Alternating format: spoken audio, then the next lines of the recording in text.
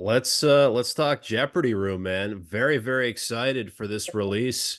From everything you've sent me, it's been absolutely fantastic. I know there has been a lineup change for this record. I'd love for you to get into that, why there was a lineup change and what we can expect with this new lineup.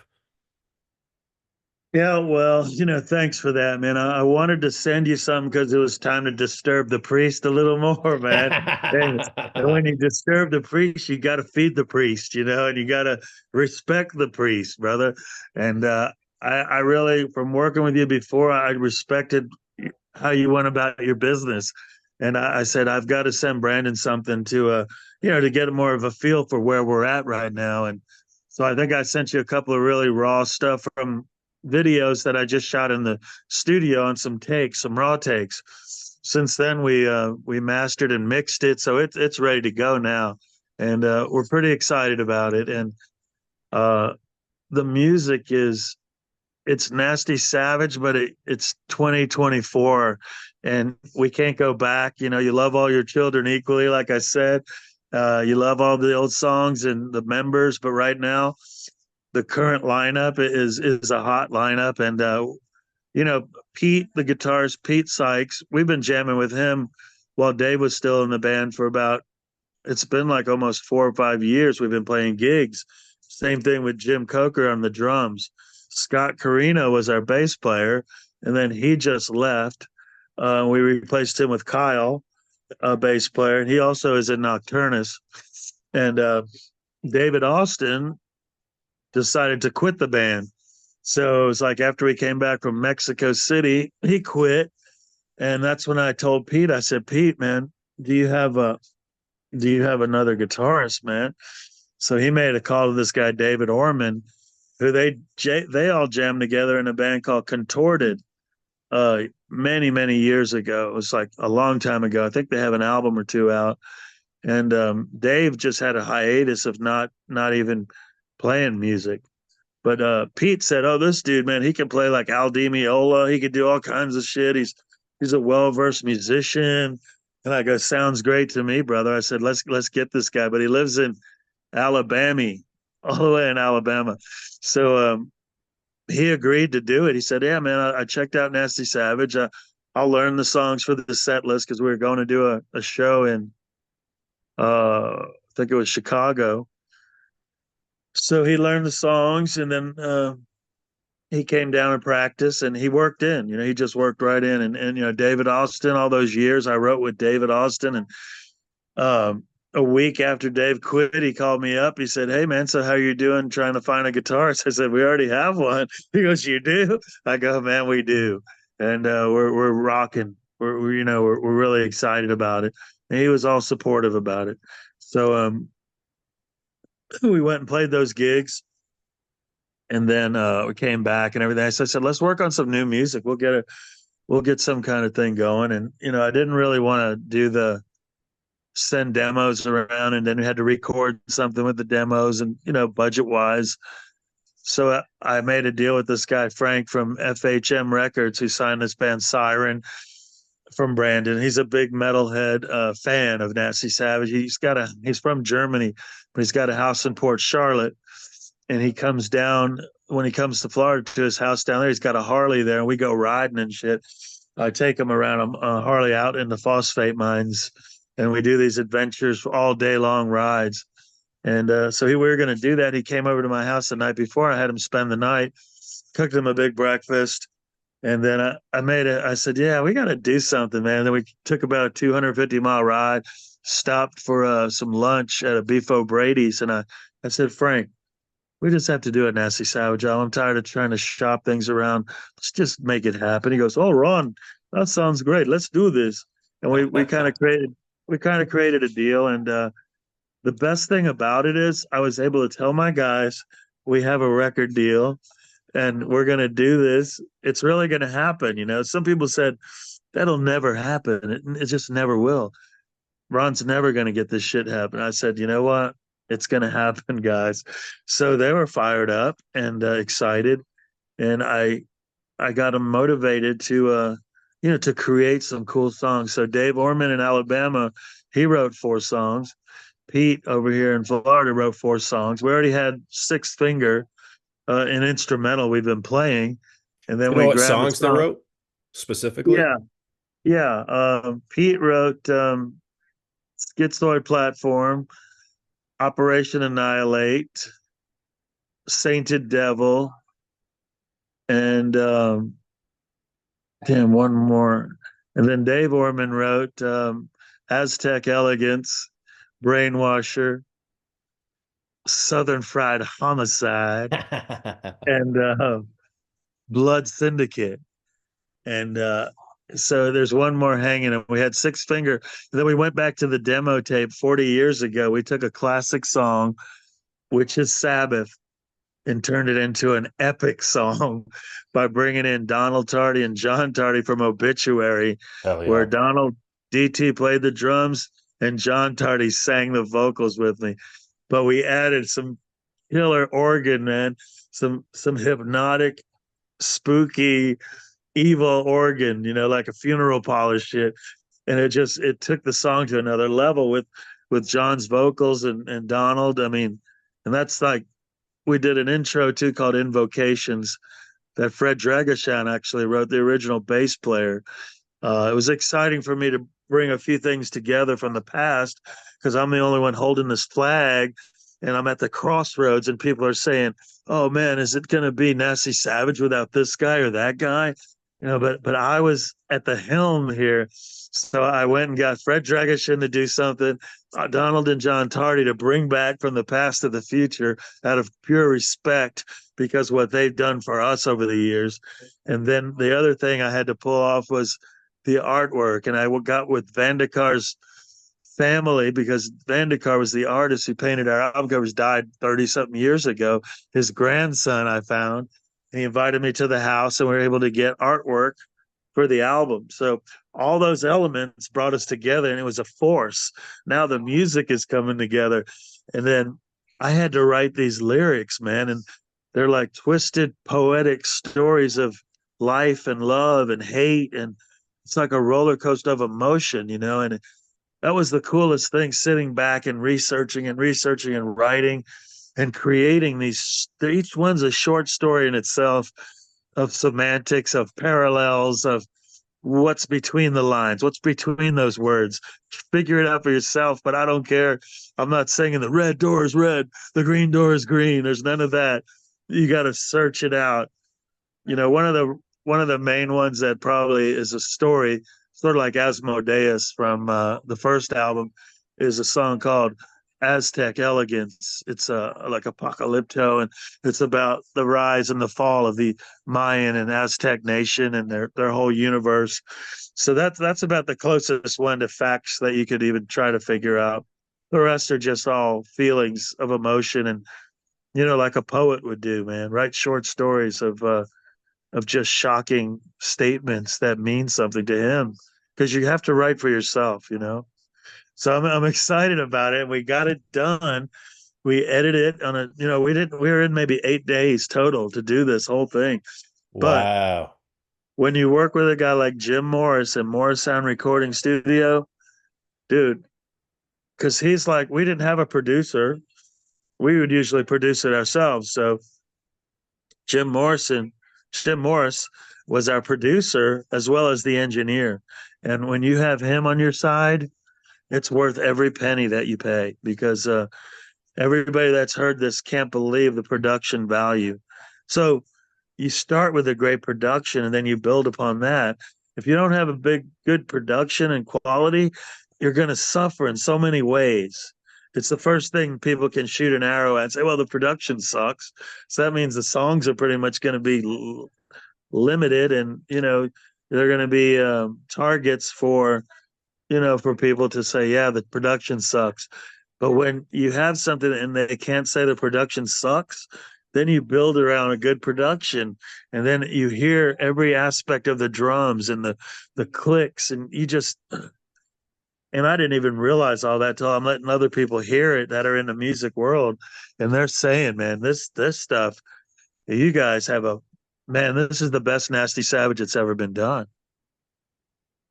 Very, very exciting. And I cannot wait to get my hands on it. In terms of like length, like what are we looking at right now? As far as when it's released or how much music. How much music? Like what it's gonna But it, clock in it's as? over it's over 45 minutes, so it's probably closer to around 50. There's 10 songs. 10 songs with the intro is 11. So eight, nine. Yeah, there's like 10. I mean, it's a slab, man. Every one, the way it's, I love the way I kind of laid it out, how it fall into place. Side one, because they were doing records as well, picture disc, color disc, all that. But side one ends with the song Schizoid Platform, that's just so killer. And then you turn it over and it starts with Aztec Elegance. So it's like the hits just keep coming, man. And I last yesterday when I listened to it with my buddy in the car, Greg Gall, he was just floored, man. He's like, "Oh my God, another killer song." And we have that instrumental, it's just badass. Um, it's a Awesome. real it's really exciting at my age, 20 years later, that we did Psycho Psycho, to be able to create again and write again, but also with new guys that brought in new energy. You know, they're these guys are uh they're shredders. They're shredder guitars, but then they brought back some old school Nasty Savage. You could feel it because they knew they were filling shoes and they didn't want to disrespect the past. But I kept telling them, don't worry about the past, brother. We're in this new platform. But they still gave homage to the past with an old school feel. But I know they wanted to do so much more. But what people are saying is this is heavier than anything you've ever done. And even David Austin, man, I let him listen to it and he was so supportive and such classy about man, he even helped promote, he's put it on the Facebook page, at Metal Nights, and he's said that, great things about it. And he's just, he's very supportive and appreciative. And he even said, that's badass. That's badass. That's killer, and coming from him means a lot to me, and and For he wouldn't sure. lie. He wouldn't lie. He said, "This is a gem, Ron." He goes, "This is." He said, "The more I listen to it, the more I like it," and that means a lot to me because Dave and I wrote a lot of music together, but now, another thing, all the albums we did, I would like just show up to the studio usually when it's time to do my vocals because I always thought it was so boring. All that whole process of drums, dun dun dun dun, give me the drum sound, dun dun dun dun, for hours. We had bigger budgets, and then the bass, boom boom boom boom, then the rhythm guitar, chung chung chung chung, and then finally the leads. That could take weeks. So I'd be refining my vocals and words and stuff, and then I'd kind of come in every once in a while, and I'd do my thing, and the mix and whatever. I left it up to I just wasn't ever really in tune like I probably should have been because I was just in another planet or something. But now I cherished every moment, and I filmed like behind the scenes, interviewed all the different members and the people involved, and I just cherished the moments working with Jim Morris because he's just such a talented guy, and he just gets it so fast and just registers it to this board, to his system, to get you through any kind of mishap, and he just makes sure from the get go that it's solid because you got to start with a solid drums. And he worked real hard to make sure the drums were precisely precise, like one of them click things, I forget what you call them. But so it had to be right on that money. And to do that, then everything built up around that.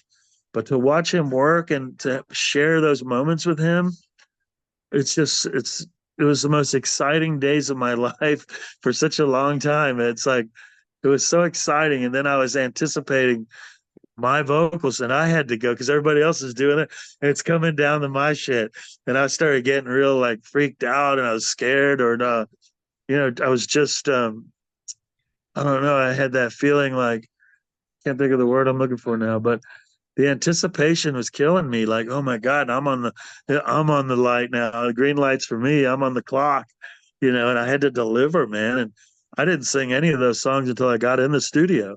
I never practiced them with the band because I was just singing them to myself. And It was just fun, man. It was really fun to share it with these guys. They're all kind of new to Morristown. Jim recorded there a few times with other bands, the drummer, but they were turned on to Jim Morris. Like it was amazing. It That's was so it was just surprising. it was a great experience.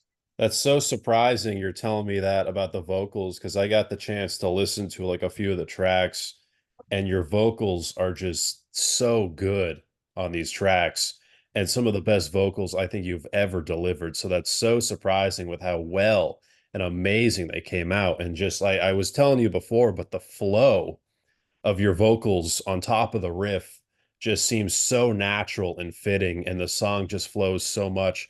Now, I want to ask, what inspired you to name this album Jeopardy Room? Well, it was the name of a song, Jeopardy Room, and that's another one that Pete wrote. And the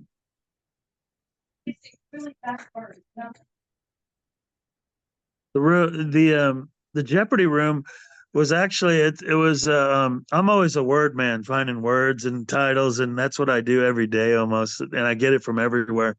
I happen to be watching right now a Twilight Zone marathon, man, and I love Rod Serling, for his words, and that's where I got Jeopardy Room. It was the name of a Twilight Zone episode.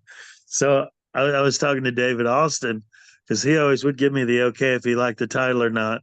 And I said, dude, I got this one, Jeopardy Room. He goes, oh my God. He goes, I love that. Let's make that the title of the album and our next album. So I said, yeah, I think I will.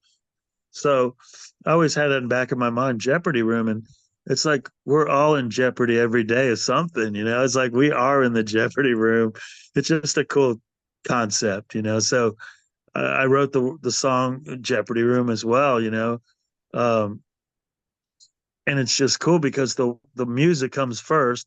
But I'd say, okay, Pete, you got Jeopardy Room. Give me this, and this is what I'm thinking. I go, Dave, I want to create this song about the Aztecs, and I want it to be something symbolic or something, maybe some Spanish guitar. He's like, and call it Aztec elegance.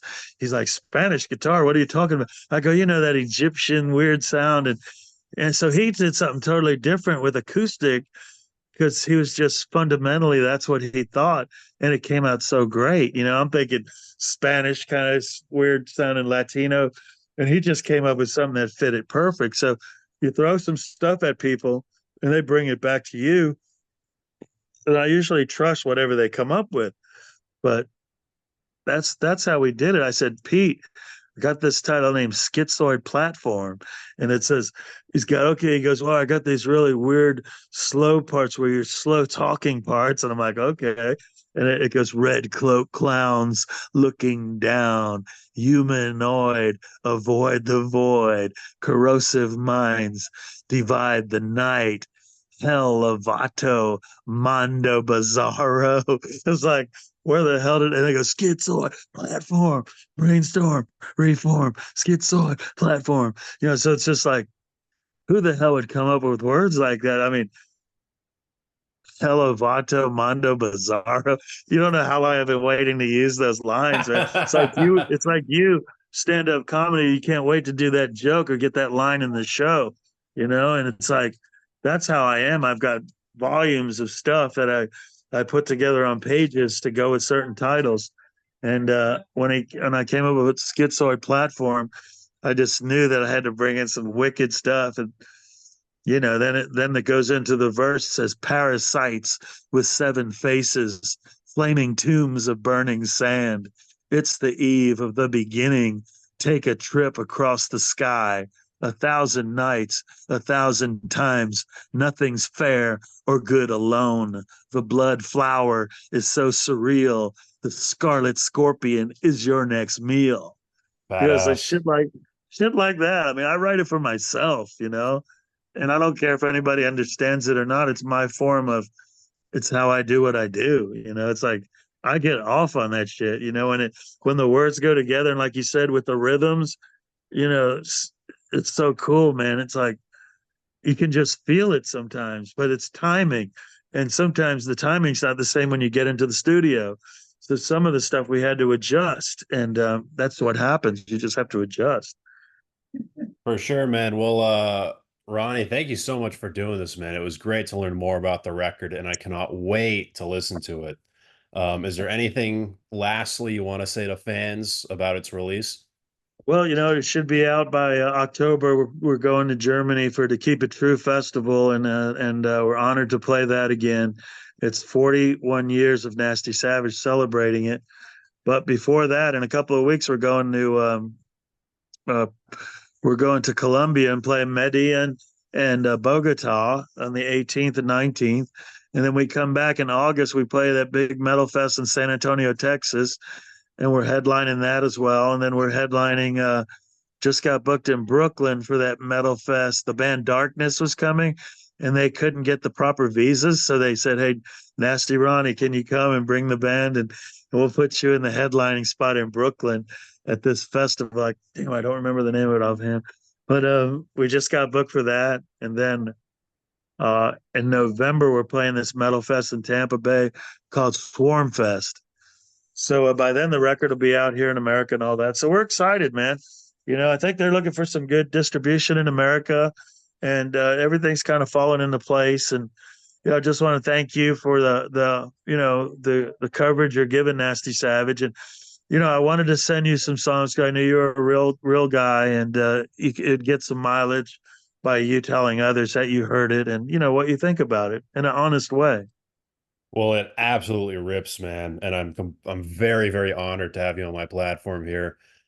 Thank you again so much. Really, really appreciate having you on. I'm Brandon Battick, and this is Disturbing the Priest. It's death! I've just seen death!